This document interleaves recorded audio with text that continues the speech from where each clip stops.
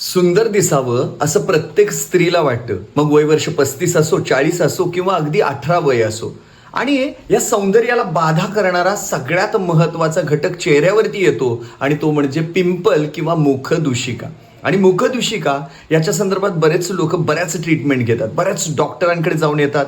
Laser असेल किंवा मग वेगवेगळ्या पद्धतीच्या केमिकल ऑइंटमेंट असेल, ह्या सगळ्यांचा वापर करतात. पण आयुर्वेदामध्ये या सगळ्यांपेक्षा पिंपल्स होणं, मुखदूषिका होणं, पुनिर्मित असलेले पिंपल्स होणं, या सगळ्यामध्ये बेस्ट काय सांगितलंय तर तुमचा डाएट. तुमचा डाएट बेस्ट असेल ना तर पिंपल्स, मुखदूषिका होत नाही.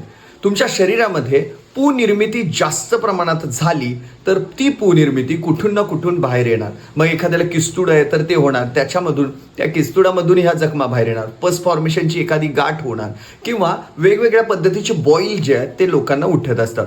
आणि असंच स्त्रियांच्या बाबतीत काय होतं, हार्मोनल इम्बॅलन्स आणि त्याच्याबरोबर शरीरामध्ये असलेली पूची निर्मिती, या दोन्हीची सांगड घातली की मुखदूषिका, पिंपल ज्या त्या जास्त प्रमाणात येतात. आणि त्यामुळं पिंपल्स कमी करायच्या असतील तर सगळ्यात महत्त्वाचं तुमचा डाएट बदलणं गरजेचं आहे.